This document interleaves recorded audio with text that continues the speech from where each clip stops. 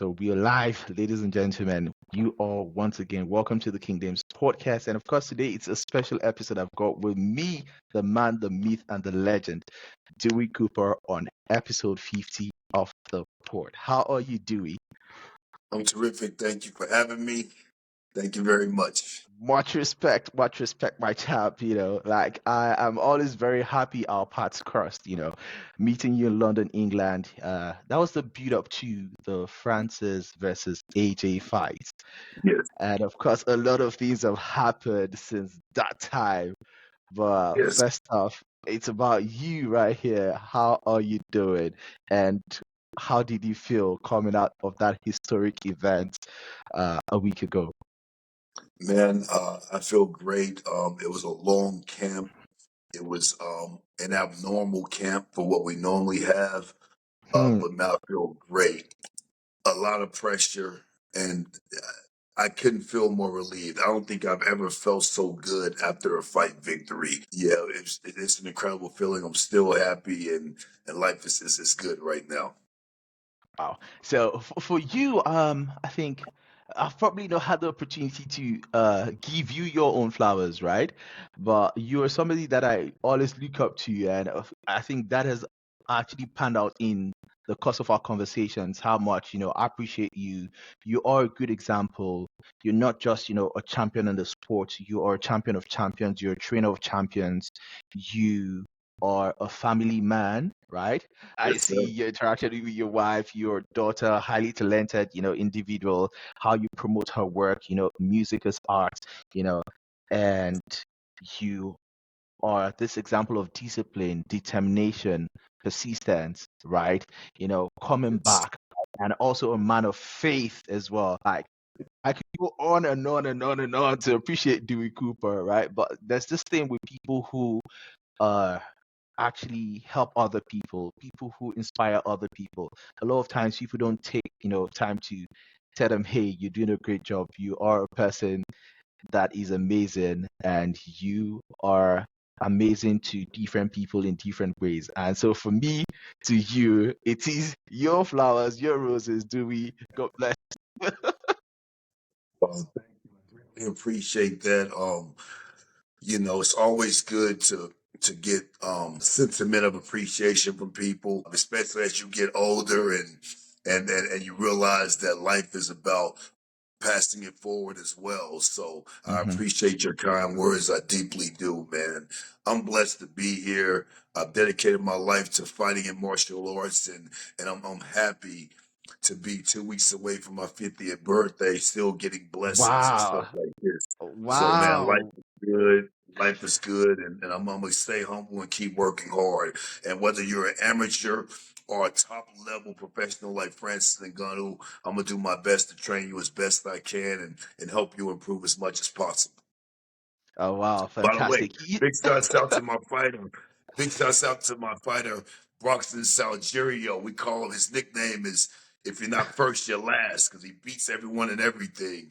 He fought last night and won his fight. First fight in 3 years. He ran across a hard road of injury after injury, and he felt like all my other fighters are passing him by. And he got back Whoa. into fighting yesterday. He looked terrific. He won his fight. And Broxton, big shots to you. Just keep training, keep working, and you'll achieve all the dreams you want to achieve, my brother. Keep working hard, Broxton. Huge congratulations for the great performance last night. Oh, fantastic. Congratulations to, the winners from last night. And of course, TCL, Francis Ngannou.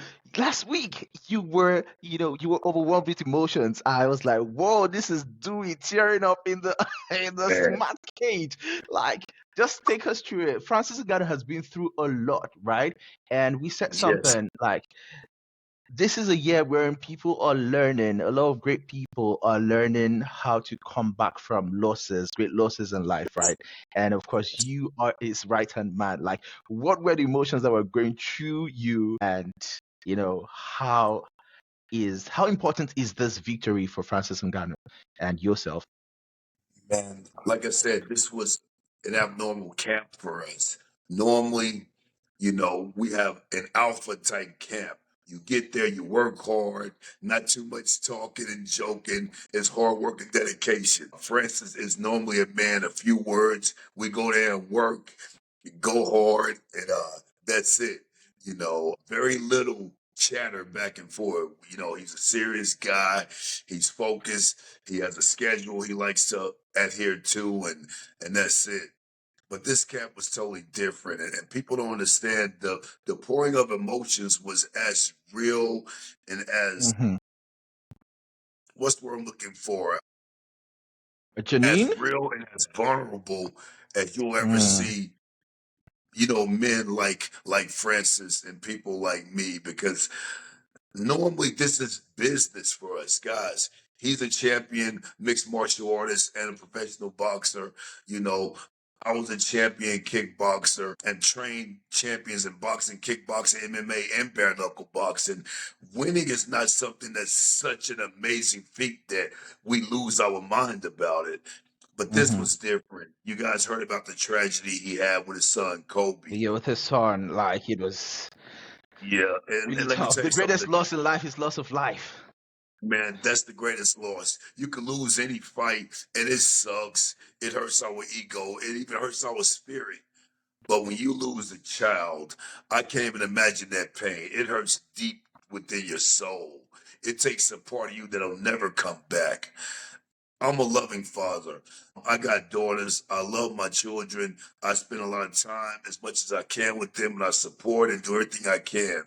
I couldn't imagine something happening to my daughter at any age. So the reason why I was so emotional was just because this entire camp, I've never doubted Francis. I know he's a big, bad, strong dude that could beat anyone in the world at any moment. So when we get these fight matchups, whether it be whomever, I feel the same way. All we got to do is devise a game plan and prepare Francis for his domination. I feel he can beat anyone in the world, boxing or MMA. But this fight was different because it wasn't like we just coming rebounding from a loss in a fight. It was rebounding from a loss of your child. So I knew a bit of his soul, a bit of his spirit, a bit of himself is lost forever. We talk extensively in this camp. We've never had so many conversations in the whole 7 years I've been training him. We've been rocking out since what, late 2016, beginning of 2017. I was his first American coach when he left Paris. So we've never had a camp like this where he would come in and we'd all talk and laugh 30, 40 minutes before training. We'd talk and laugh 40 minutes after training. It was an inclusive, personal, private affair. It wasn't the normal training camp, man. I mean, it was very exclusive. We didn't allow a lot of people in. It was only a few people, and we just grinded the whole 8 weeks.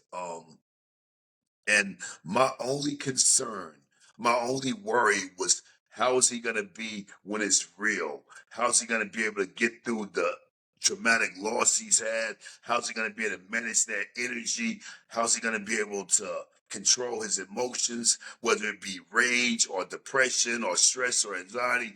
There was a lot of questions that I never had before because he took this fight relatively soon after the passing of Kobe. He used it as fuel to motivate him. He called it a purpose. And I was so worried about that because, you know, the media was misconstruing what Henry said in that original press conference about, I'm going to make it worse than anything you've ever felt before. I'm sure that was Yes, misconstrued in it was translation. misconstrued, right? Yeah, The guy's but but Brazilian. He but doesn't even speak but English. regardless, when things are misconstrued, it's already put out there in the universe. Francis had to Hmm. hear that and absorb that, and then hear, "No, I mean it that way." So you never know how it affects people, and you only know at that moment of battle. So it was an unusual camp. It was abnormal. We had great work, but I was deeply worried about how he was going to be as a person beyond this whole fight thing, fight night. And once again, just like in the gun fight when he blew his knee completely out 3 weeks before, couldn't stand up on his legs a week and a half before the fight. Somehow he still got it done and got it done in exemplary fashion, man. It was incredible. Real fast, the reason why the tears were coming out of my eyes is because I remember the call I got from Francis when this tragedy happened. Extremely sad, man. I don't want to go into too many details, but it was extremely sad. And after he Mm, defeated Henan uh, in Saudi on the 19th, when he stood up and I seen those tears in his eyes, those were the same tears I seen in his eyes when this tragedy happened. And that's why I was crying. I was not crying because we won. I was crying because of pain of him losing his son. And that's where the tears came from. I was mm. proud of him, very happy of him for conquering the moment, but I was still hurt over the pain he was feeling due to Kobe.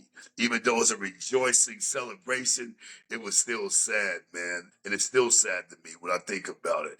But A that's what sweet those tears pain. were for, man. And to see Francis conquer the moment like he did in and rejoicing in his son's glory, that was a great feel good moment too. So the emotions were everywhere on the 19th. I'll never forget that fight in that night. That was history in the making, history in the making. I never nursed any doubt, I had my money on Francis, being my African brother. Cameroon is just, I am Nigerian, he's Cameroonian, Nigerian, Cameroon, like share a boundary, so you have that brotherly love for him, and of course always want to wish him well, and of course I'm very sure you never nursed any doubt in his capability, uh basically, and seeing you walk him down, right? And I saw that, burst of emotions, even when you guys were, hugging him, giving him that last hug before he goes on to do the business, right? Like, what were the emotions running through you at the time? Because I saw it, I saw you guys, right? But then, you told him, you're on your something along the lines of you're on your own now, like you go get it, you go do it, right? So, what was going through your mind at that time? Well, I just told him no stress, just express. Yes. said, I said, uh, the problem is no problem. I just want him to know Mm, he's no problem. His name is the problem. That's why I kept saying he's no problem. It's no problem because I knew what Francis could do. Francis is the best heavyweight mixed martial artist in this world, especially when he shows all of his abilities. Francis has mm. skills that people don't even understand yet.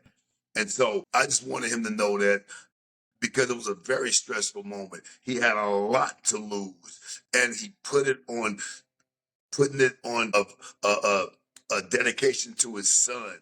So that was even more pressure, especially it was therapy for him as well, but it was more pressure to say, I'm doing this fight for Kobe. My purpose is to represent my son, the love I have for my son, and my son will live on forever within me. So it was just a moment where I knew he could do it. I just wanted him to show his abilities and show the world what he's made of. And the byproduct was winning another world championship. That mattered too. So, Whoa, I know. it's a great moment. It's a great moment. With Francis Ngannou, we've now won the UFC heavyweight title, defended it and never lost it. And now with Francis Ngannou, That, we also won PFL PFL. heavyweight title. These are great times and these are historic times for us. And Francis is further solidified himself as one of the greatest heavyweights in mixed martial arts ever. Oh wow. You kind of make history without making enemies along the way. And of course, there's a man that disagrees with you about the status of Francis as the MMA heavyweight GOAT, and that is Dana White, right? Like, what Yeah. do you make of the back and forth that's been happening between Dana White and Francis? Because Francis, I see him as my brother, right? Dana White is also somebody I look up to a lot, right? So when you see two people that you look up to, you love, right, having back and forth, right, it's not something that sits well with you, right? So for me, I feel like there is some, misunderstanding in between. But for you as somebody who is closer, right, you've got skin in the game, right? Like, what do you make of this, animosity that is happening between, Dana White and Francis? Well, like you said, there's obviously a disconnect somewhere. Hmm. But when things like this happen, you can't be biased. You got to just look at the facts and choose what you want and side with who you want to side with. All I can say is that since I've trained Francis, and that was since before the Stipe fight, I'm sorry, before the Overeem fight, he's never turned down any opponent. All he wanted to do was fight more and more with his last company. Francis, regardless of what people say, he's definitely down to fight. He wanted to fight more frequent. So that's all I'm gonna say about that. He's never dodged any opponent for sure. So in business, sometimes, people, there's miscommunications. That's all I can say. Francis is a great guy. I've been rocking with him since he got to America. He's always been cool with me. He's always been real with me. He's always been fully transparent with me. He's never fronted on me this entire time. So his track record with me is spick and span. Even when things got It's uncomfortable after the first Stipe fight, he came to my gym. I was the coach at the Mayweather TMT Mayweather Boxing Club. He came to the gym and he talked to me about some things that he was very unhappy with. And I straight told him the truth, and the chips fell where they may, and we worked through it, and we're still together. So Francis has never been a crooked guy or saying something, doing another thing. He's a transparent guy. Sometimes he's a little too upfront or too brash when he has a certain way he feels. But you gotta respect the honesty and the transparency. That's one hmm thing for sure Francis is. So I'm not sure if people misinterpreted words, mistake things, or just were going through a second party and got things confused. I don't know. I don't know what Dana's truth is. I was there for Francis' side of things. I knew about fights being offered and things that happened. So I know from Francis' side what was transpiring. But remember, two people can have two different truths. It was just a misinterpretation of whatever the facts were. All I can tell you, Francis fought Tyson Fury with no boxing fights. He fought Joshua after that. He fought the rematch with Stipe. Why would anyone think he'd be afraid to fight any man? And last thing, when Francis originally signed with PFL, here's one factor I want everyone to remember. Like I said, it's not about who's saying what, it's about the facts. When Francis originally signed with PFL, there was a moment where John Jones and Francis met face to face at a PFL event, and they talked face to face. What did they yes, talk about exactly. fighting? That went viral on the internet. Yes, it went viral.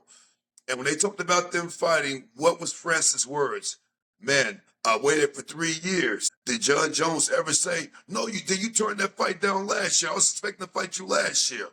No, John never said, he never rebutted with that. If a guy tells me, I've been waiting on you for 3 years, and if I was supposed to make a fight with him last year, I would say, oh, what about last year then? I wanted that work last year. You didn't want that work. You turned it down. That was never said by Judge Jones. He said, I needed time to grow into my heavyweight division. I need to get time to get my weight up. So just the interaction between these two men, separate of anything else, they met face to face, talked about fighting, declared, I wanted that work for the last 3 years. John Jones declared, I wasn't ready. I need to get my weight up. So that says right there, Francis never turned down a fight. He wasn't afraid. It's just the timing wasn't right. And that's what I chalk it up as. If I Francis see. had turned down a fight with John Jones, Johns would have fronted on him right there. John would have said, that's cap, Francis. I wanted that work last year. You didn't want this work. You already refused to fight me. He never said that, which means theoretically it definitely wasn't true. Otherwise, any fighter would have took that moment to let the world know that he dumped me. And that never happened. Mm, So that's what we need to be judging, not by what people say. Let's talk about the interaction between those two guys. They know if they really want to fight each other. Francis said, I've been waiting for you for 3 years. John said, I needed time to get my weight up and get through my mm. injuries. So that's the fact of the matter about that. Oh, wow, that's interesting. Interesting. So back to Dewey and the Dewey Johnny, right? So you have had a remarkable career, both as a coach, a leader in the combat sports industry. Can you share a little bit about your journey and how you started in the world of combat sports, basically, and how you transitioned into being a coach? Yeah, well, I started training way back in the early 80s, man. I started doing Muay Thai kickboxing when I was 9 years old, and it just came to the States. I had my first amateur fight when I was 10 years old. They used to have smokers in California. Three 1 minute round fights, shin pads and headgear. I started way back then. I fought all the way through the amateurs, turned pro, had a long kickboxing career.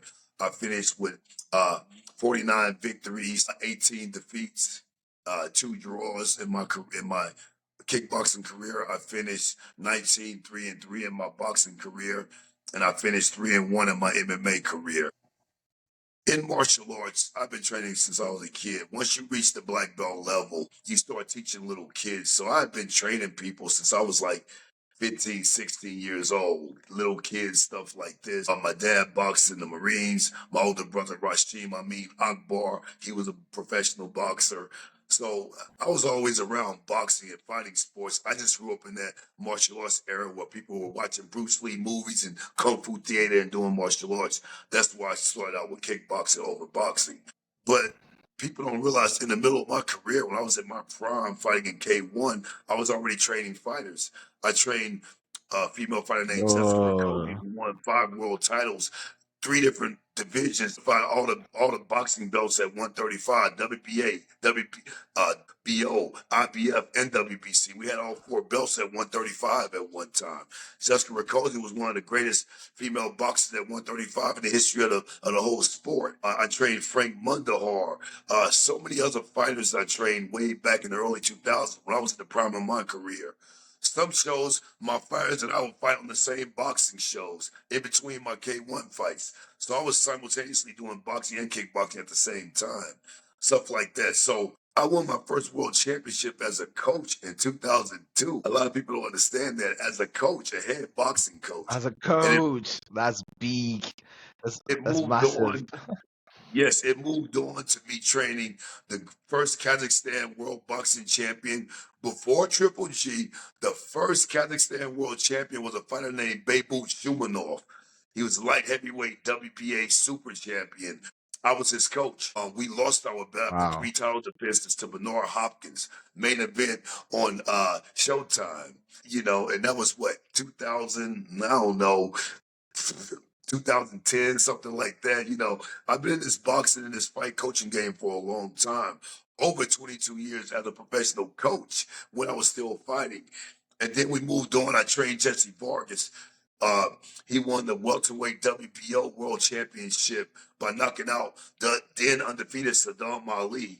And we fought Manny Pacquiao to a majority decision. Pacquiao beat us and took the belt from us. That's another world championship I won in boxing. So I just been training people for a long time, even as a teenager. And when I started getting older in the fight game, people just came to me wanting me to coach them. I just always did.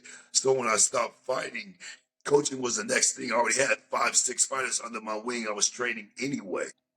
Won a world championship in your region. We went to Liverpool in 2022 and took Shannon Courtney's title in her hometown. My female boxer, Jamie Miracle Mitchell.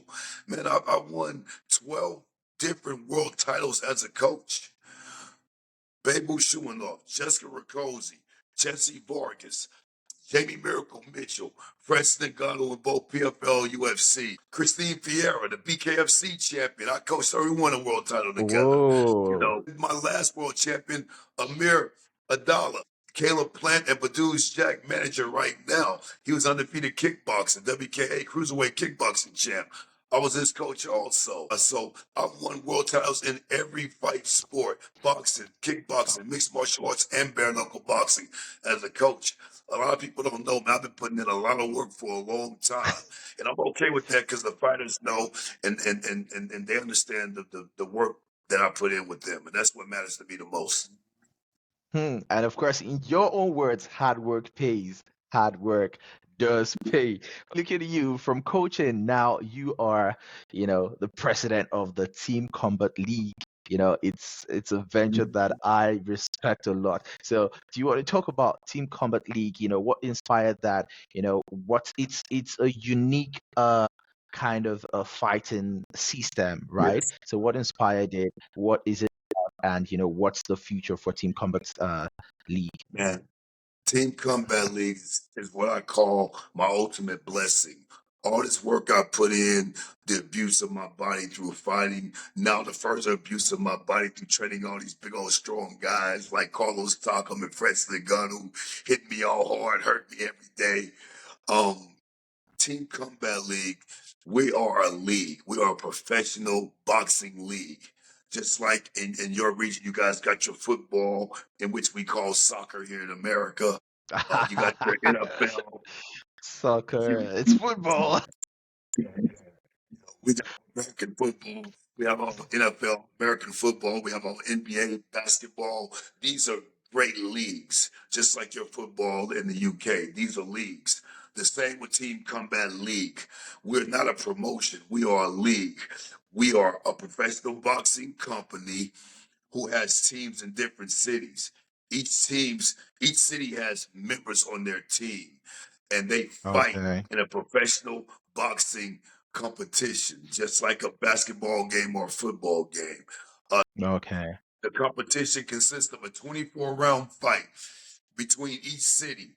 Let's say New York versus LA in a 24-round boxing fight. But every single round is a new matchup. We go from Wow. featherweight all the way to heavyweight, and every round is a new matchup. Each round is scored like normal boxing. If you win, your team gets 10, other team gets 9. After the 24 round Oh, fight competition, the team with the most points win. It's the most exciting fight format in the wow. world. Imagine a That- 24 round fight. Every round is a new matchup, it's and a the new points matchup. accumulate. You see the score like you see the score in a basketball game or a soccer game, and it just accumulates. After 24 rounds, the team with the most points win. And these are pro fights, no headgear, same rules as normal professional traditional boxing. And we got a lot of excellent fighters in the league. We just finished with season 2 in August, and the Philadelphia Smoke end up winning what we call the Mega Brawl Championships. So they're the defending champions of season 2. Season 3 starts March 20th, 2025. We're going to kick it off really live in Philadelphia since they were the champions. I will tell you guys exciting news. In season 4, we're going to the UK. We're going to start 4 teams in the UK. We're going to Whoa, do a coming to the team. UK. Yes, 2 teams in England, a team in Ireland, and most likely a team in Paris. And let me tell you something. It's not going to be like you guys football leagues out there. Different leagues play different. It's going to be one league. The UK teams will be in Team Combat League. It's not a Western region or a UK region. The UK teams will be coming to America fighting the American teams. The American teams will be going to the UK fighting the UK teams. So it's going to be all one league. Even though we're going global, it's all going to be under one umbrella, one league. So you'll get awesome matchups like Ireland versus Boston. You'll get New York versus London. You'll get Los Angeles versus, you know, Liverpool. You'll get stuff like this. And we're going to blow the lid off in season 4. But season 3 is going to be tremendous. We're going to keep it America. In America, we added 2 additional teams this year to Team Combat League, and we're getting bigger and better. And by the way, if you don't believe me, if you guys, everyone in the UK watches The Zone, if you have a subscription to The Zone, we're on there. Go into the search bar on The Zone, put in Team Combat League, and you'll see season 3. You'll see our finale. I'm sorry, you'll see season 2. You'll see our finale. You'll see our all-star fight matchups, and you'll see our mega brawl from season 2. And I guarantee you guys, if you watch Team Combat League, you're gonna be hooked. Also, we're on YouTube, Team Combat League YouTube channel. Watch one fight, you'll be hooked. There's nothing more exciting Well, than I'm Team gonna plug. Combat League. I'm gonna plug the link in the bio to this podcast. Yes, I guys. just look Last into thing the I gotta link say. below. There's nothing more exciting than Team Combat League in the sport of boxing. I'm telling you right now. Buckle up. It's an exhilarating, personified event. Team Combat League. Don't take my word for it. Go check it out. You're gonna love it. Yeah, everyone watching this podcast, you go check out Team Combat League. I think it's really really fantastic. Seeing people, from different communities, from different cities, and of course you have an exciting, array of fighters. So same boxing rules. How about the weight classes? How about the weight classes? Yes, remember, it's boxing weight class. This is professional boxing. You got fighters like Rashidi Ellis, Jesse Hart Jr., Michael Hunter. He beat Bacoli when they fought. He fought in Team Combat League. You got these Whoa. are not amateurs. These are real professional fighters. 22-0, 19-1, 12-0. 10-0. These are real fighters, man. Guys who are, and we have some young guys too coming out of the amateurs with over 130 victories. The talent is real talent. This is not amateur stuff, man. This is boxing at a high level, at a competitive level, and it's from Elite from level boxer in a team yeah, setting. it's from the featherweights to the heavyweights. Round one, the 126 pounders. Round two, the 135 pounders. Round three, the welterweights. Round four, the middleweights. Round five, the light heavyweights. It goes up. And it's crazy. We have women also. There's 2 women divisions in Team Combat League and 6 male divisions. So we have women and men fighting on the same team. I'm telling you guys, it's action personified. You don't want to miss it. Team Combat League is the way of the future. And remember, it's a team sport. So It's a team sport. if you and I fight around and you beat me, if you're on the London team, London gets 10, Las Vegas gets 9. Your next guy fight from the London team. If he wins, London gets another 10. Now London's up 20-18. And you see the score. Wow. You see the excitement. The format is Competitive. insane. The format. Remember, you got 1 round.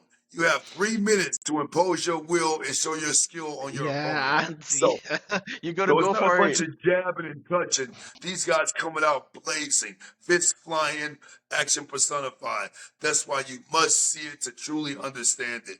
This is not amateur boxing. This is professional boxing, just with a team concept. That's why I say Team Combat League has the most exciting boxing professional fight format there is. But definitely, definitely, it's definitely worth checking out. And of course, if you are a fan of combat sport, you cannot afford to miss out on TCL Team Combat League. You have coached like several athletes, elite level athletes, top level athletes, including Francis Ngannou, right? So, what qualities do you think set out the champions, from the rest of the pack in the world of combat sports? What are those attributes that distinguish Three the things. champion Three things. material? First of all, it has to be mentality. If you Hmm. can't A perceive mental yourself game. psychologically being a champion, it'll never happen. So mentality is number one. Secondly, work ethic. No lazy person is champion. Again, Hmm. no lazy person is champion because it takes an unsurmountable amount of work to become champion. So Hmm. mentality, number two, work ethic, and the last one, accountability. Hmm. There's 2 undefeated fighters of late, Mayweather and Habib. If you're not those 2 guys, most likely you're going to catch an L at some point. So when bad things happen, when the pitfalls and the downfalls and the disappointments happen, you have to be accountable and not just blaming your team and all of that.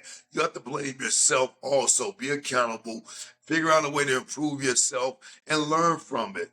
Losing starts with an L, so does learning. You have to learn from it. The most all champions, not most, every single champion had a strong mind for sure. The mentality was championship before they were ever champion. They worked their asses off. Work ethic was supreme, superb, and they were accountable. If they party too hard, they got their ass up after only an hour of sleep and still trained.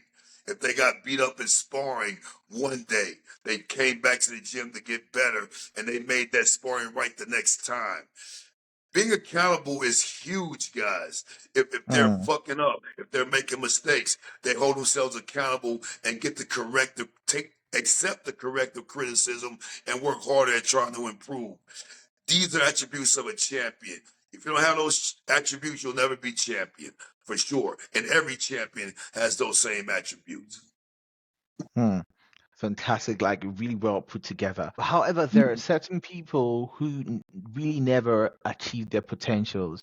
There are some fighters that are gym heroes. They are really, really excellent, at sparring. They're the best at helping other people in the gym. But when the bright lights are on, it seems like they just tend to fold. They just tend to lose their spark, when the bright lights are on. Is it like a psychological thing? I don't know, but I think if with your experience, in coaching, right, you would have Yes. experienced that. Like, so what would you say about those kind of people? Yeah, that's exactly what it is. Out of those three attributes I named, there's a lot of subdivisions in those. When we say mentality, we're not talking about just thinking you're great. We're talking about understanding that there's a lot of pressures involved. That's why I came with the saying, no stress, just express. See, Mm, for some reason, the word real, REAL, means so goddamn much to people. Like you said, there's guys in the gym that beats anyone, but the moment it becomes real, they get different. And you know, that's a mental thing, a psychological thing. Maybe deep down inside there's some trauma. Maybe at an early age, someone told them they weren't going to amount to anything. Whatever it is, it's a mental weakness. And sometimes you just fight better people. Everyone can't be the best. There can only be one champion at a time. And sometimes it's a period, it's timing, it's a lot of things. But mm, guys like that, guys who don't show up when it's time, that's a mental thing. Sometimes you may not feel you deserve to be celebrated or congratulated. It's a lot of nuances to that. But this is why we say mentality. Mentality means everything that encompasses thought. You know you're the best. You're going to show you the best. And you're going to go do it to be the best. You got to know it and show it. And you can't let anyone make you not know it. So, because your parents are there, because there's 100,000 people in the arena, none of these things matter. Those are all festivity.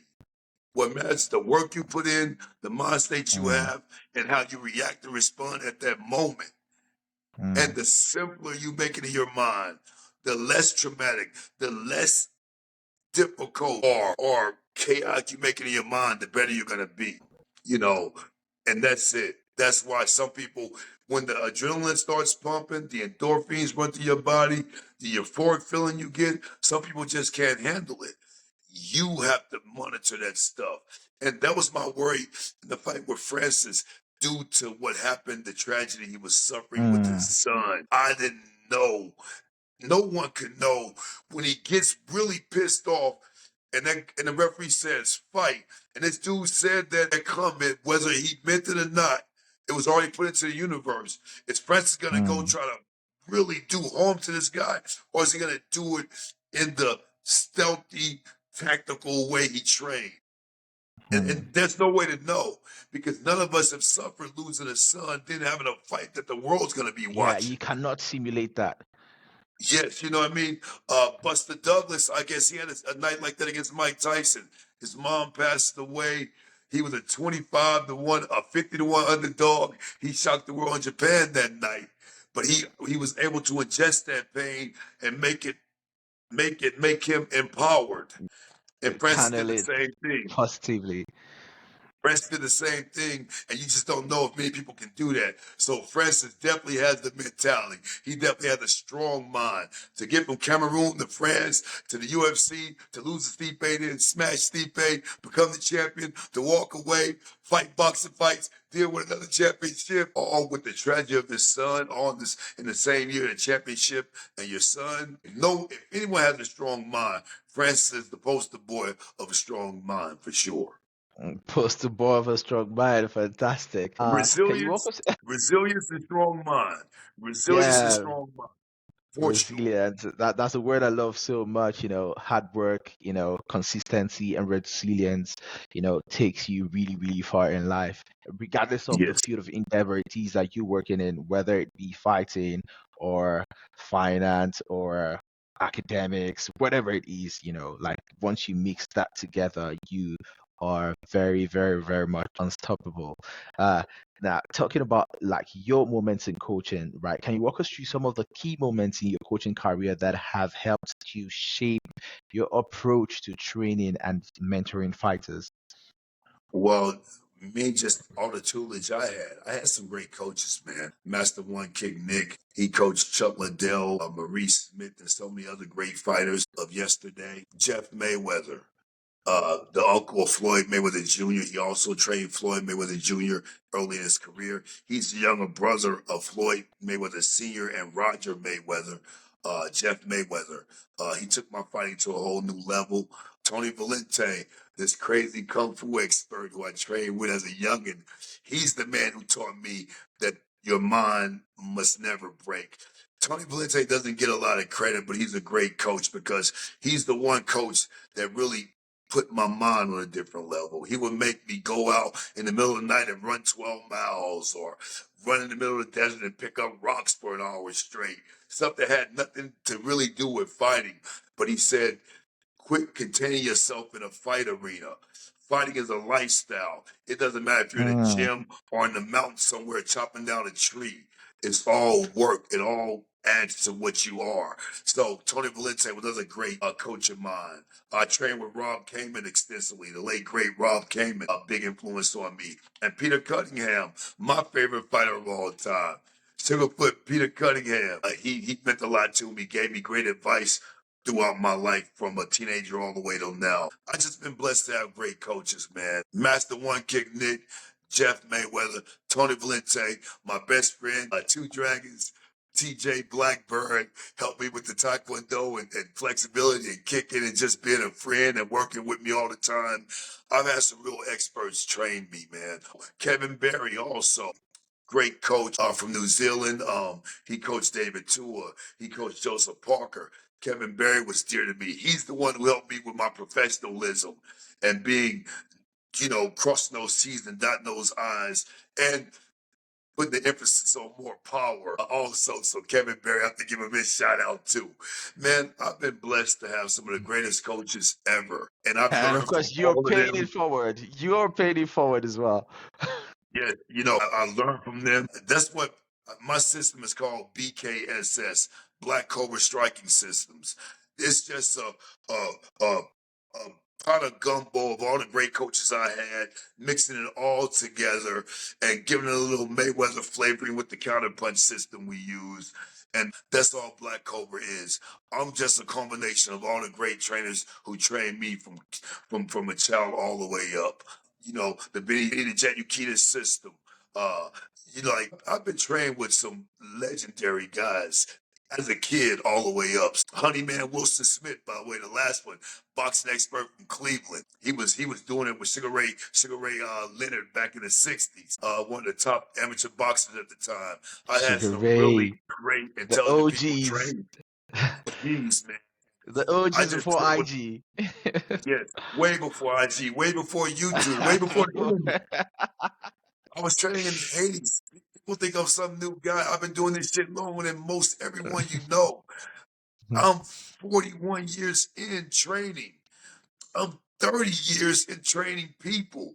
People don't Wow. understand that. I've been doing this shit a long time. And so that's all I am. I'm a combination of all the great people that have blessed me and gave me their time. And that's all I try to do. I try to keep my system. I simplify all the things that I was taught. And that's what BKSS is. Jambalaya of the great trainers that I had simplified as less as possible. I let the athlete express it. I teach them short basic techniques, short basic fundamentals, and we put their soul into those things and we get different things. Kevin Lee fights different from Francis Ngannou. Francis fights different from Edmund Shabazian. Twilight Timmy fights different from Edmund Shabazian. The Basharat brothers fight different from Twilight Timmy. Carlos Takam box different than Baby was shooing off of Jesse Vargas. You know, I teach them basics. We talk about what we do. We put an understanding together. I see their strengths, and we add together to try to improve the fighter. That's what we do. Fantastic. So, they say the fighting game is largely mental. So, how do you prepare these fighters mentally for big events, just like, the one Francis had, right? And like, what's your own philosophy on coming back from setbacks? Because definitely there will always be setbacks. Will always be losses, both in fight Well, and in life, right? I believe So, how do you my prepare favorite them? my my favorite boxing coach of all time is the great Eddie Futch, right? I do believe in the old school methods more than the new school methods. The new school methods are good to enhance things, but I like the old gritty methods. Hard times make hard men. So Hmm. my answer to that question is make them work extremely hard in the gym. Try our best to make the fight much harder in the gym than it will be in the fight. Because, if you take a lot of abuse and you get used to that abuse, a little bit of abuse feels like no abuse. And so I Mm. take that old school, I take that old school primitive caveman way of thinking, and I feel that's the best way for me. We train extremely hard in the gym. I want to push them as hard as I can because if they break in the gym, they have break in them. If you break in the gym, if they Mm. break in the gym, they do have break in them. I want guys who don't have any break in them. I don't care. Man, I witnessed Floyd Mayweather in his prime training. We used to train at top ranked gym together. Floyd would get on the jump rope for an hour 15, hour 30 minutes straight in a hot ass gym in the middle of Vegas summer and jump an hour and 30 minutes straight. Then punch the heavy Mm. bag for 45 minutes without a break. Then do 10 rounds of pads without a break. In a 110-degree gym, everybody's sweating. Everyone been finished training, and I see him still training. Why'd they do that? Wow. They did that just to show impenetrable mentality, impenetrable break. And I train with the same guys. I trained with Roger Mayweather when Jeff was busy. I trained with the same guys.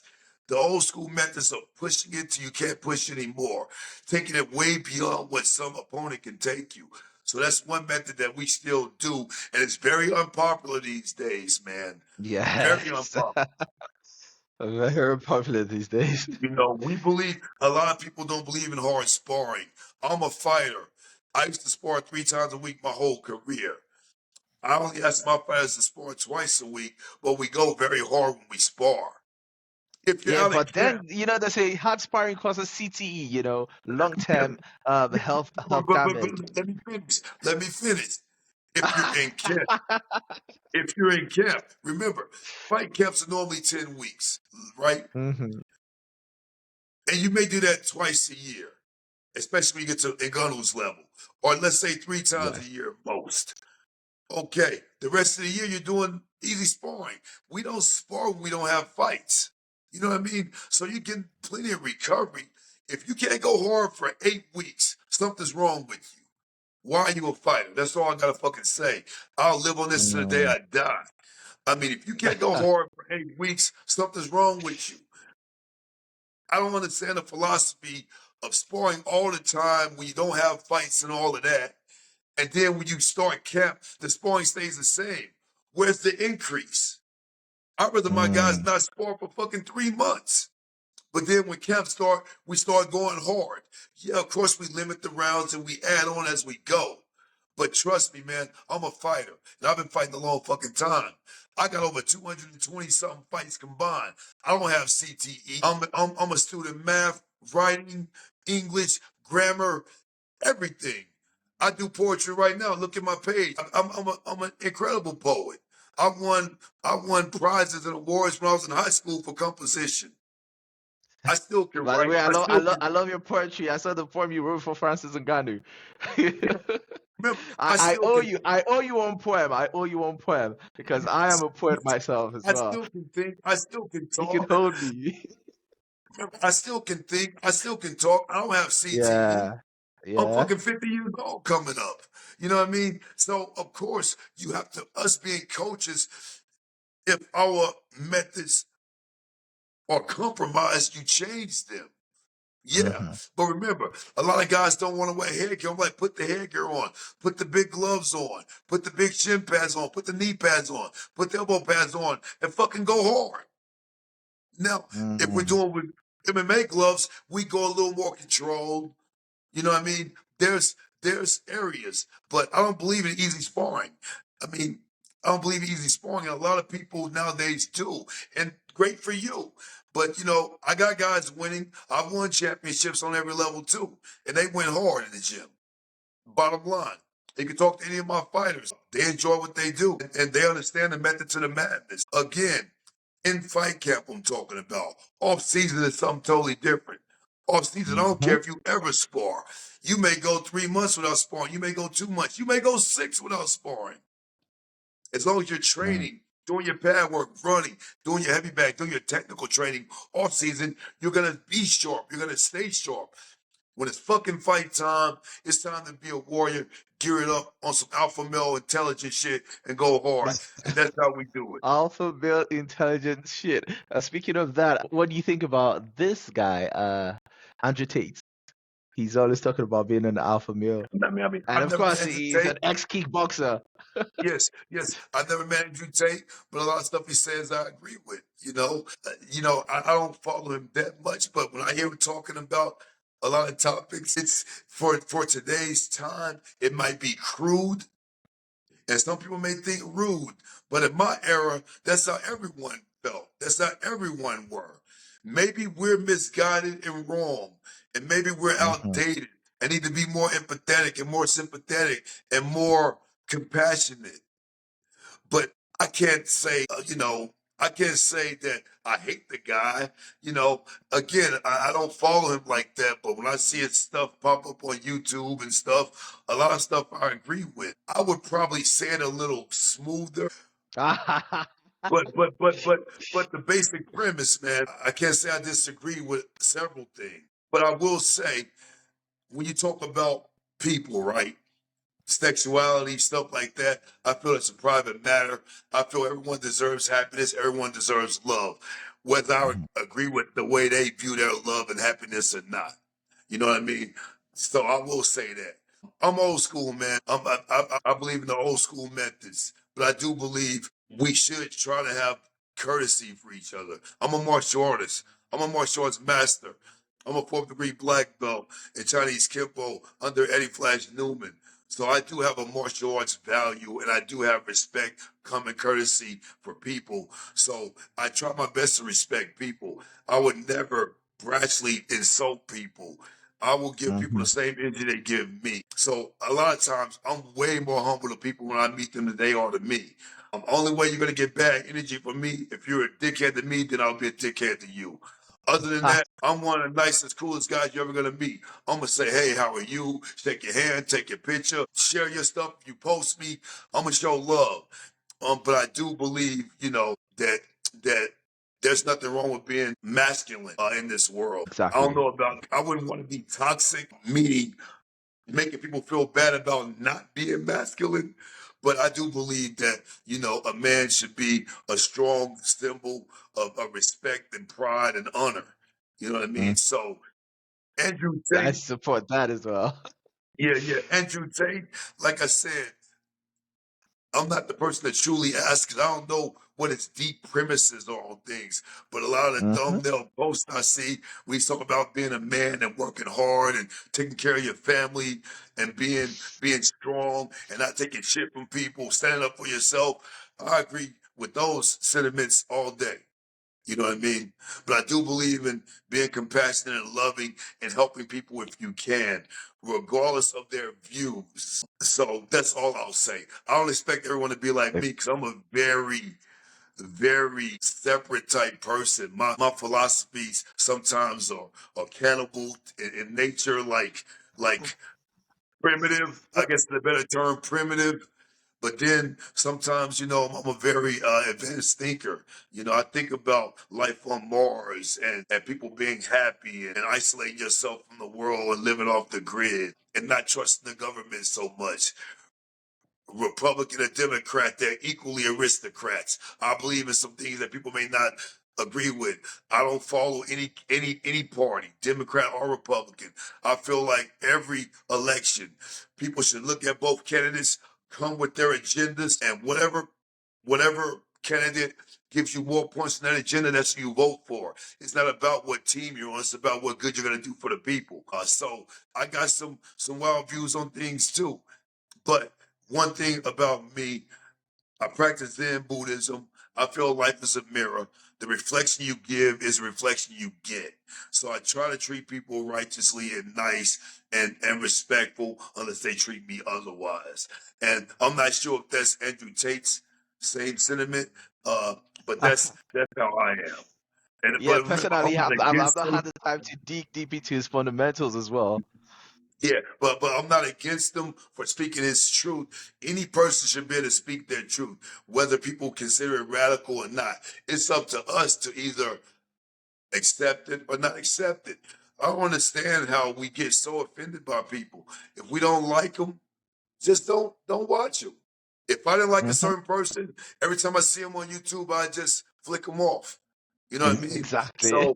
So unless the only difference the only difference is if a person is strictly talking to you and your family, Hmm. then it's And then personal. we're And gonna have then a problem. yeah, and then you move any way you like. You may say, "Oh, forget it," or you may want to give them the same energy or give them worse energy in the form of violence. That's up to you because you were triggered. But as far as just a a person who's doing his public speaking, saying how he feels about things, guys, he's expressing his opinion. However he feels is how he feels.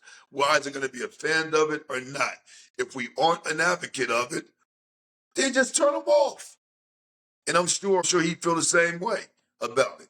If you don't like me, I'm sure he'd be the first person to say, "Don't watch me." Like, You know don't what I even mean? listen to it. It's really Someone wonderful. said, if someone said right now, I don't like black dudes with pierced lips and dreadlocks, blah, blah, blah. I don't care. But if he say, I don't like Dewey Cooper, a black dude with pierced lips and dreadlocks because he's this, I may take exception to that. Or I may not. That's up to me. But just because you don't like dudes with dreadlocks, oh, well, that's your choice. I don't care what you like. It doesn't affect me one way or the other. As long as we don't make it law or make it a system where you oppress people with dreadlocks and pierced lips, I don't give a damn how the fuck you feel about it. You know what I mean? And that's how life should be. Yeah, until the attack is personal, then we can have a reaction or response to it. I was trying to say it's really wonderful. You are an old school, martial artist, right? And it's wonderful to see how respectful, how humble, and yeah, respectful, humble. And there's another word I'm looking for to describe, the philosophies of the old school martial arts, right? So, and conservative, yes. Yeah, the approach is typically conservative. So basically, they're humble, they're respectful, they're conservative in nature, right? And of course, you talked about, in politics, you don't really support a party. You look at the agendas, the manifestos of, the two candidates, right? And, pick the better party or the better individual in this regard. And of course, the US elections are coming up soon. President Trump, ex-President Trump versus, Vice President Kamala Harris. A lot of guys in the UFC are supporting Trump, but have Yeah. you picked your own candidates? Do you have somebody you're going for? Man, I would tell you truthfully, either candidate is nothing to really brag about, in my opinion. Whoa. So I'll just say it like that.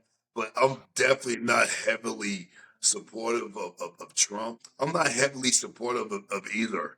But old school martial artists, we believe in honor, loyalty, respect, and integrity. These are the four Mm, premises of martial arts. And all you gotta do, you guys can answer the question. When you look at both candidates, if we're judging them as martial artists would judge, who has the most honor, loyalty, respect, and integrity. And that answers your question. Pretty, you know, I would probably have to go with Kamala on that one. Honor, respect, I mean, woo, if you look at it that way, it's quite clear who should be the president. I'll just leave it at that. Ah, So, a lot of guys in solve the UFC, Dewey riddle. a lot of the guys in UFC, and my good friend Ali Abdelaziz, he's my brother, and he loves Ali. Trump, but He's but always supporting Trump on Twitter. yeah, Ali, yeah. he's a character. Listen, you support whoever you support, great. I have no matter. Ali's my brother. I got number love and respect for him. But Ali is a super alpha type guy. So, Trump, he's cool. He's intriguing. He says some brash stuff that a lot of men would like. But again, like I said earlier today, we try not to offend intentionally. If you say something and it's brash and people get offended, as long as that weren't your intention, it is what it is. I wouldn't be in a public forum speaking blatantly and brashly trying to offend people. Sometimes we do all the time, but when you're doing it intentionally, it's disingenuous to the spirit. And that's all I have to say about that. So I'm not gonna give a guy brownie points just because he probably says the bold thing I would say to my friends personally. Because there are times where you need to present yourself in a professional manner. I'm the Hmm. president of Team Combat League. I'm not going to be, in these meetings with the executives talking slang and stuff like this. Slip in the N word in there or something just accidentally because I'm with my friends. I'm not going to do that.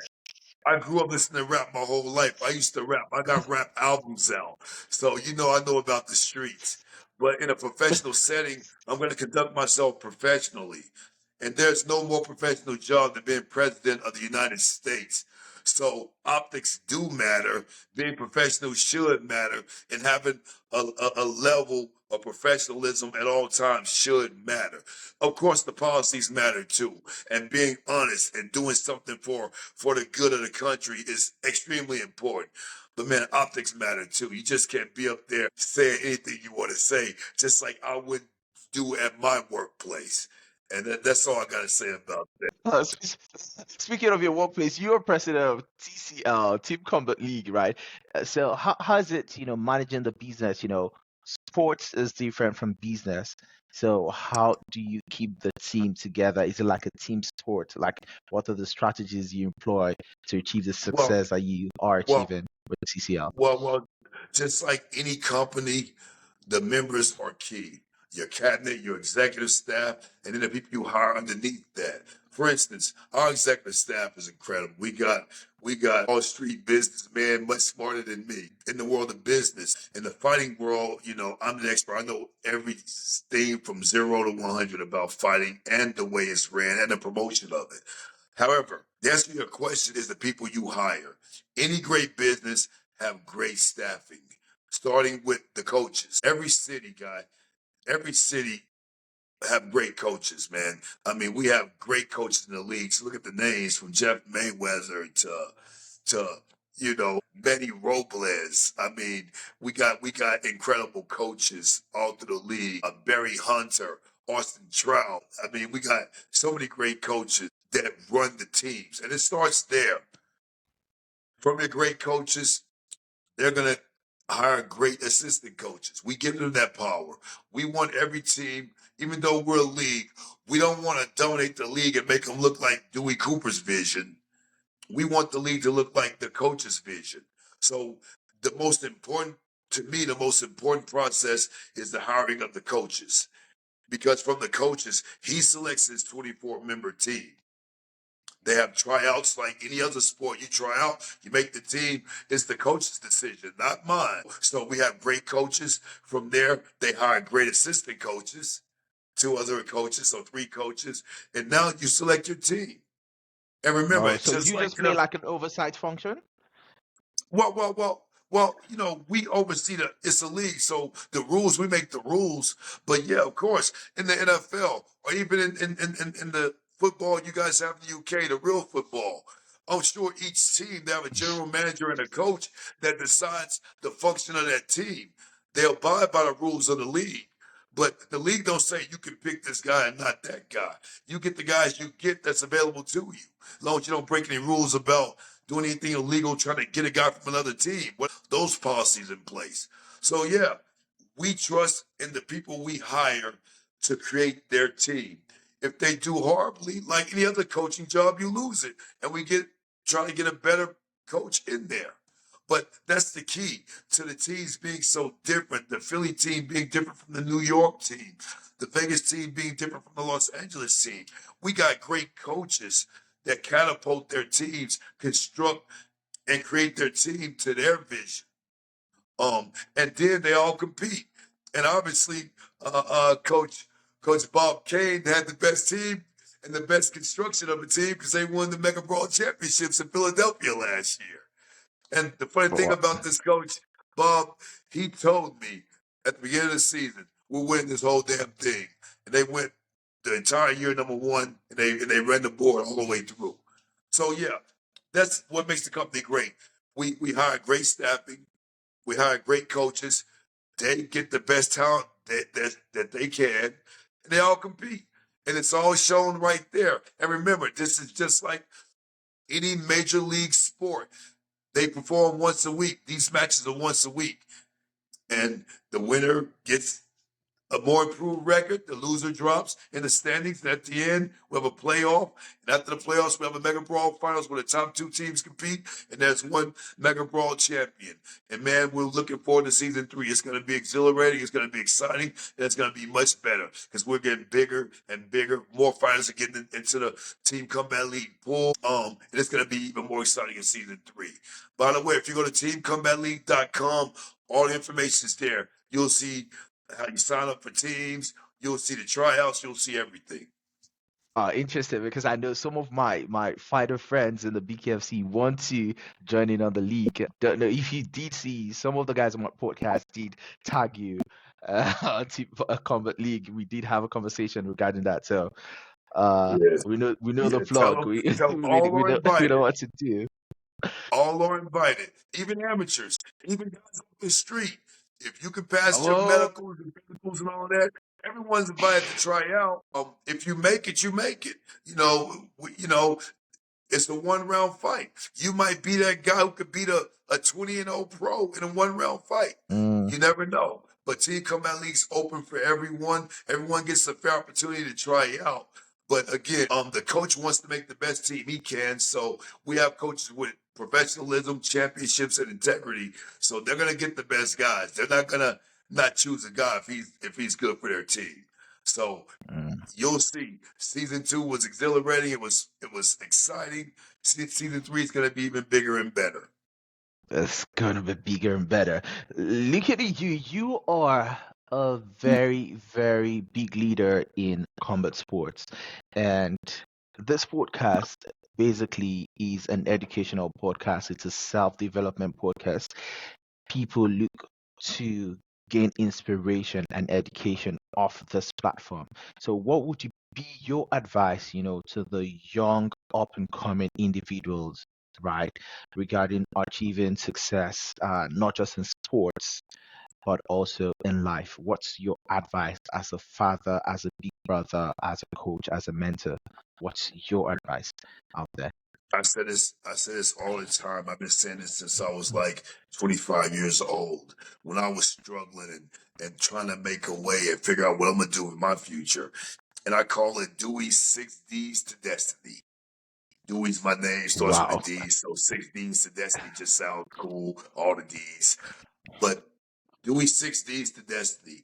And I guarantee you, I will tell everyone that's listening that ever watches this, if you employ these 6 Ds in whatever you're doing, whether it's sport, business, fashion, music, entertainment, anything in life, if you would employ these 6 Ds, you will be successful and get what you're searching for out of your life and out of your accomplishments.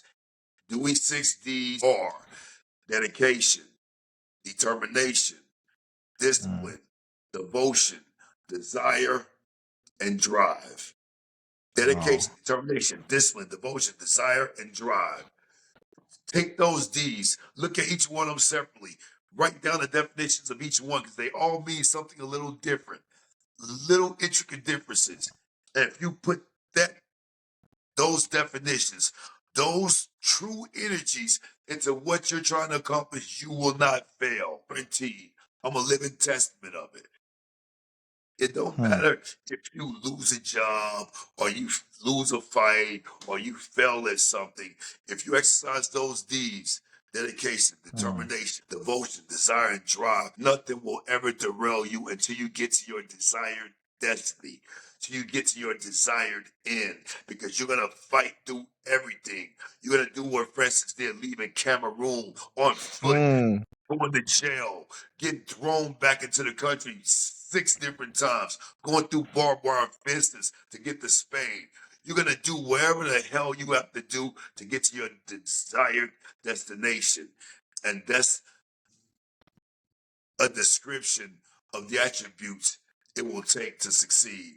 And if you don't utilize those 6 Ds, you will never become the ultimate version of yourself. You know what I Hmm. mean?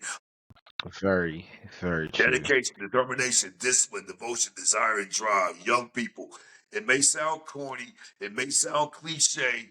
I'm a real dude. I'm from the hood in America, man. You know, and I've been around the world so many times. I'm living a good life right now. I'm blessed financially, and all because I never quit. I exercised those deeds no matter how bleak things got, no matter how broke I was, no matter how much I felt like I wasn't going to be successful. I kept pushing. And all of a sudden, things started happening because I obtain a level of expertise. I attain a level of excellence. And once you get there, everything blossoms and the world starts to see it. A lot of people think I'm some new ass coach. I've been coaching for 30 goddamn years and just get credit like the last 4 or 5 years. I've already had 4 boxing world champions with like maybe 12, 13 title defenses. And no one even knew who the fuck I was. Hmm. So when I tell you guys I have 12 world titles won. Those are different world titles. Those are not title defenses. I don't even count my title defenses that my champions had. I'd be in the probably 30, 40 times world championship winning coach. I'm talking about initially won the belt and that's it, not the defenses, because Jessica Rakosi had 12 title defenses herself. You know what I mean? So that's the difference, guys. Work those 6 Ds, work hard, believe in it, no matter how bleak things get, and you'll get to where you need to go. It's no other way. You have no other choice. And you see people do it time and time again. Francis Ngannou is a very rare individual. He's not the only individual that can do really incredible things with really, really humble beginnings. We see it all the time. And the most famous athlete in the world, Cristiano Ronaldo, met him, talked to him just last week. He came from dire, small beginnings, and look at him now. A lot of people do. You can too. You just be willing to work hard. Don't get lazy. Don't let this technology make you lazy, because Hmm. laziness is the crippler to success and happiness. Hmm. Wow, there's a lot to absorb in there. Like you touched on the Cristiano Ronaldo influence, with Francis. If Cristiano is somebody that I, very, very much admire, and a lot of people across the globe do admire Cristiano Ronaldo. There's this common, you know, attribute with people who achieve success, who achieve greatness and elite level greatness in life, right? You can relate with the real. That is why they say it takes the real to recognize the real. So did you have any interaction with Cristiano Ronaldo yourself, and like Oh what yeah, did for you think sure, for of sure.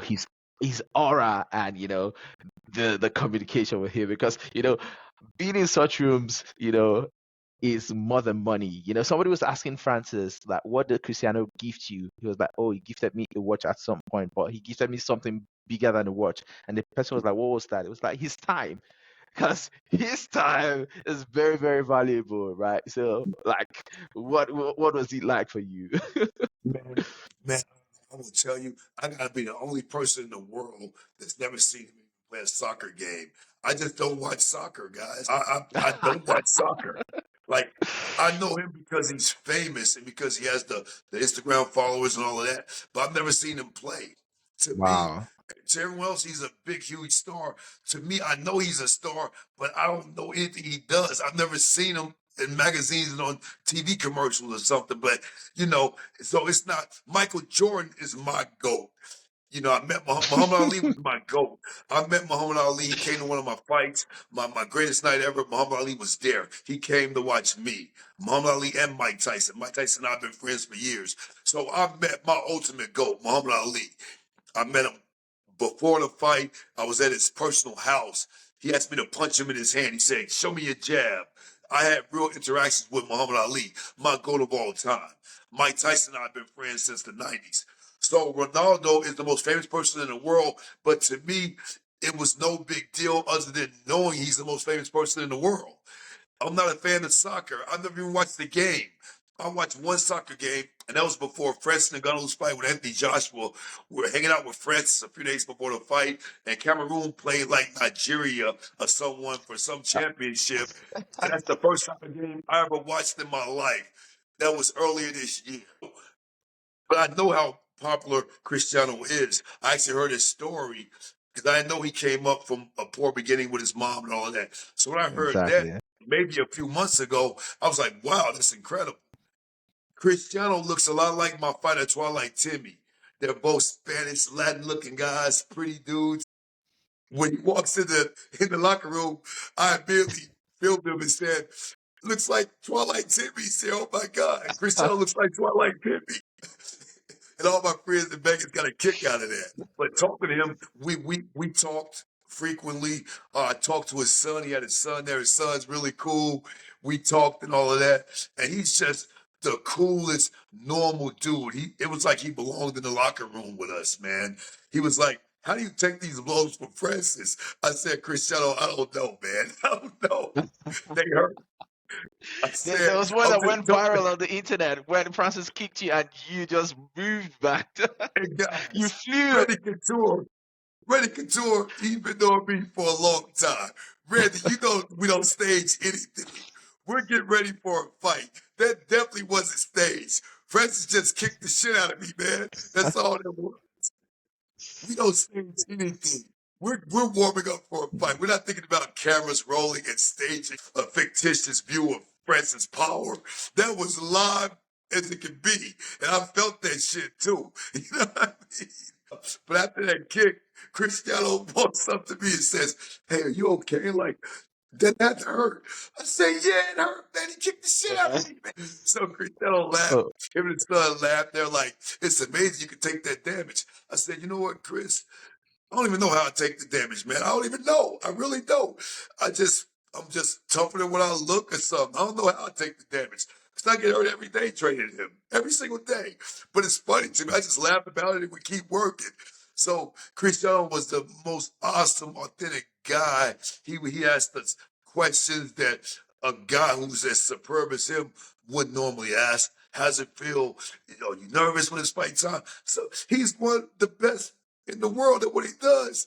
He knows the answer to these questions if you're nervous or not, but it was cool for him to ask these normal person questions, to be a normal guy. He even got on the phone with my daughter because my daughter knows who he is. I called Shaolin. He was like, "Hey, Shaolin, how are you?"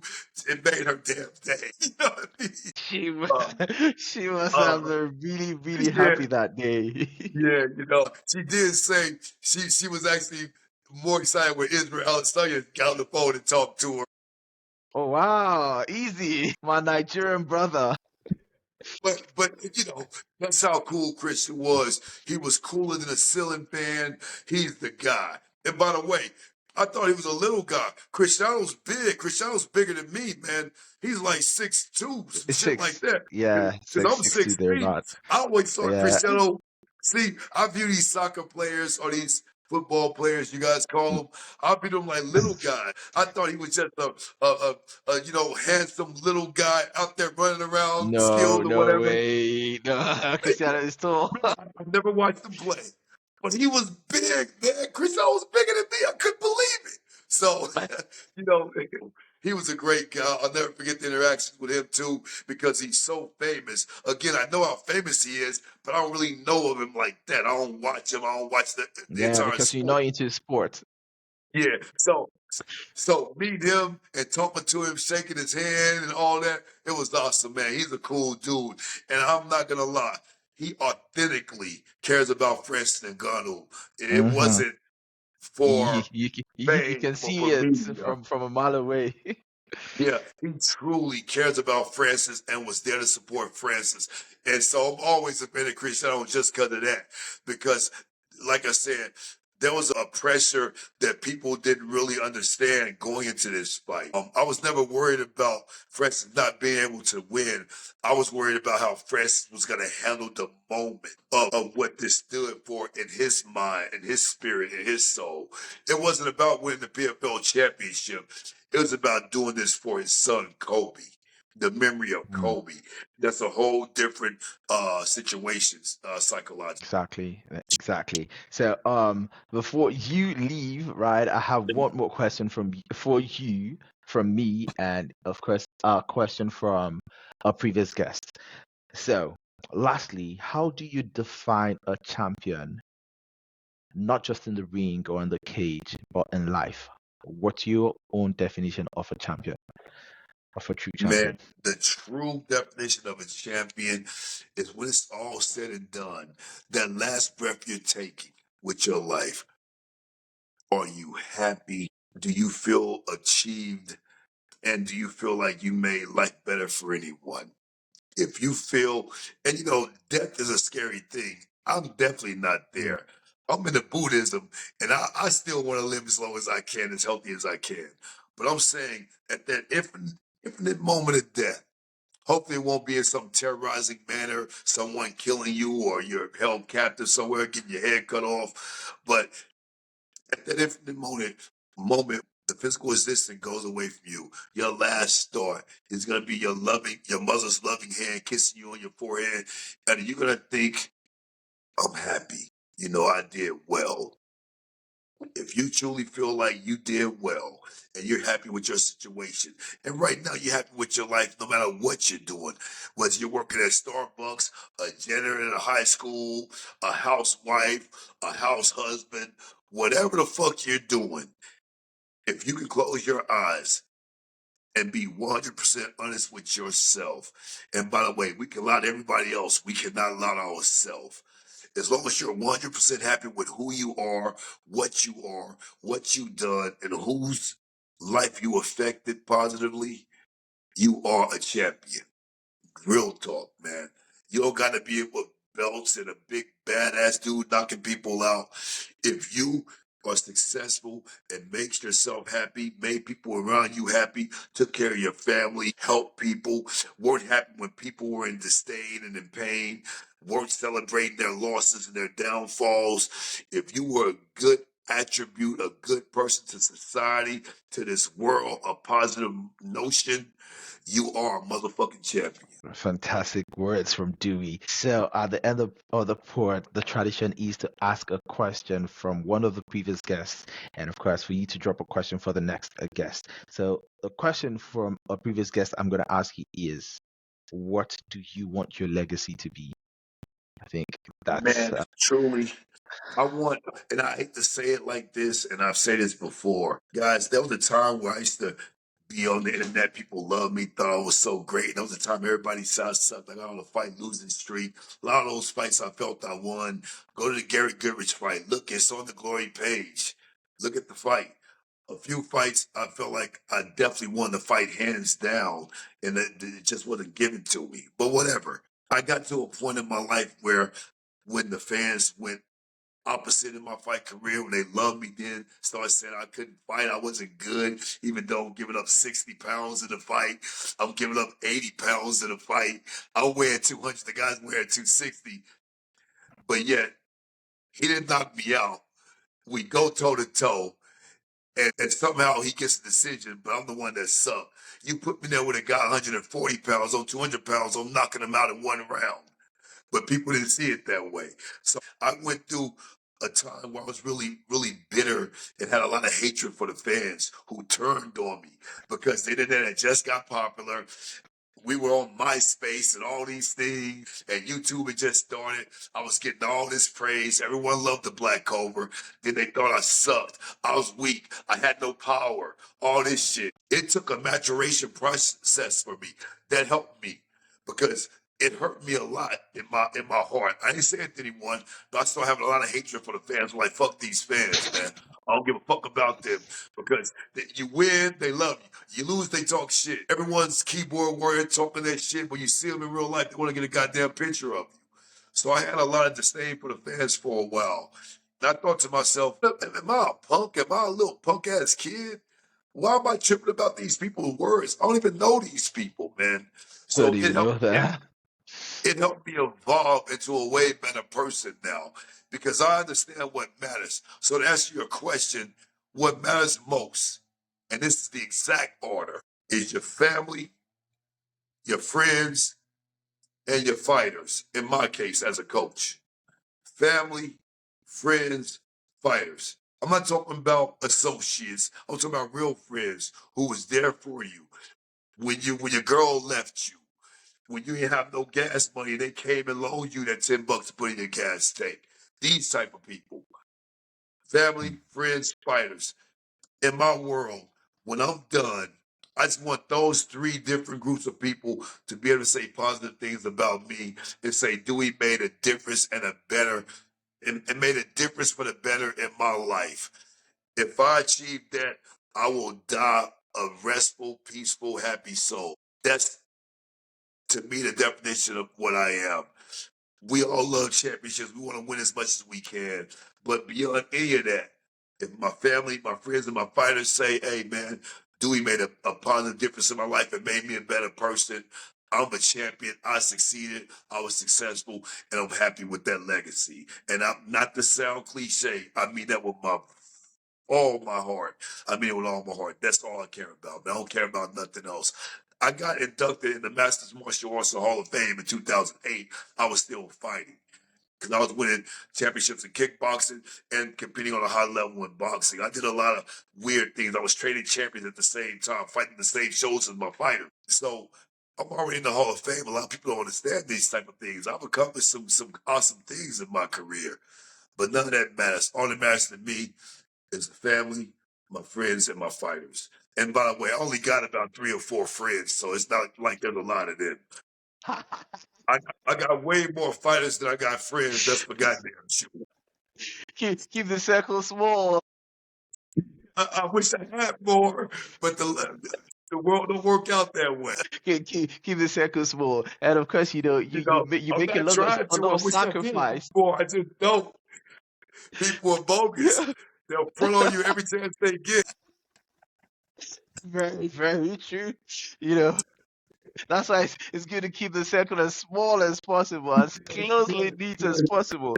And because you make a lot of sacrifices, you know. Before we started the podcast, we talked about how you and your wife, you know, forgot your anniversary. You know, you were away working hard, you know, like it's really, really, really a tough life, you know, of sacrifice and dedication. You know, you put your money where your mouth is, you know, in terms of that dedication. And of course, your birthday's coming up soon. You're Scorpio, right? Yes, November 10th, 50 years November old. 10th. Yep. Wow, wow, November 10. My mom is November 12th. So I will tell her Dewey's birthday is coming up before your birthday. So we need to celebrate around that time. Wow. Happy birthday in advance, So of course. here's a crazy thing, we normally train here in Vegas for Francis MMA fights. Of course, for the boxing fights, we train in Riyadh, Saudi Arabia. Well, some here and most of it in Riyadh for his Tyson Fury fight and for the Joshua fight.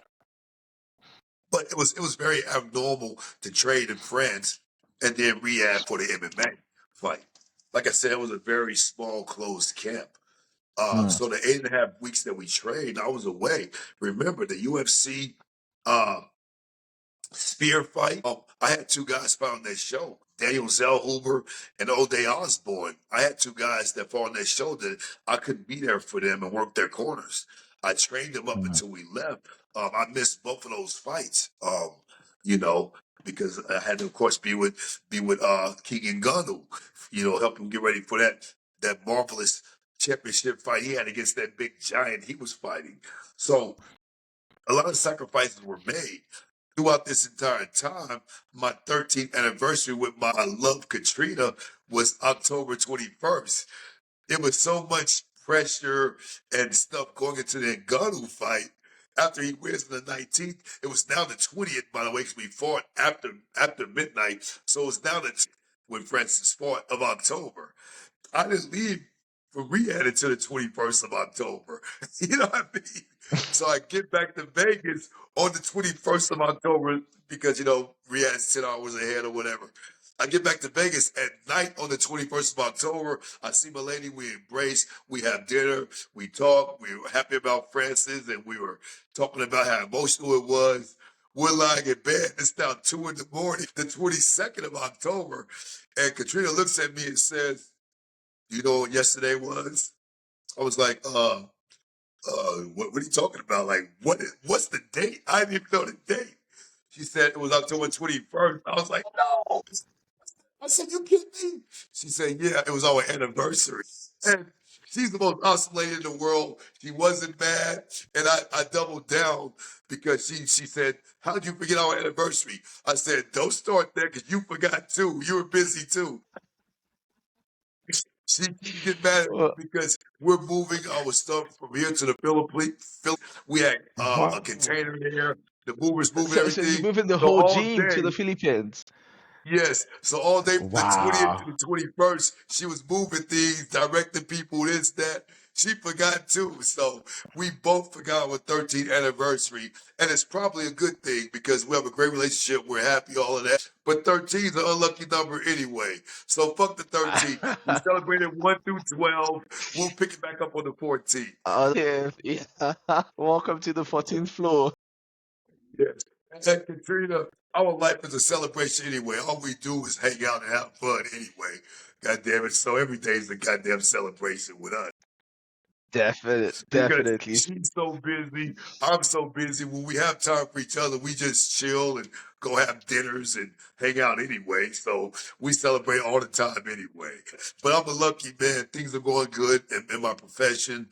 I'm blessed to be the president of Team Combat League, a company that I started from ground up with them, and to have a great relationship with my lady. Life is good, man. That's what I mean. Dewey 6 D's to destiny. Dedication, determination, discipline, devotion, desire, and drive. You'll get to wherever you want to go. By God's grace. And of course, speaking of celebration, I do celebrate you, and of course, I do appreciate you so much. Let's say if somebody shares their time with you, it means they're sharing their life with you because time is a unit for measuring life. So for Yes, me sir. to you, it's a very, very big thank you. I appreciate Yes, you. sir. You are an amazing human being, amazing Thank you. coach, Thank amazing you. champion. Thank Well, you. thank you very, And remember, very I know much. we went a long time, like an hour and a half.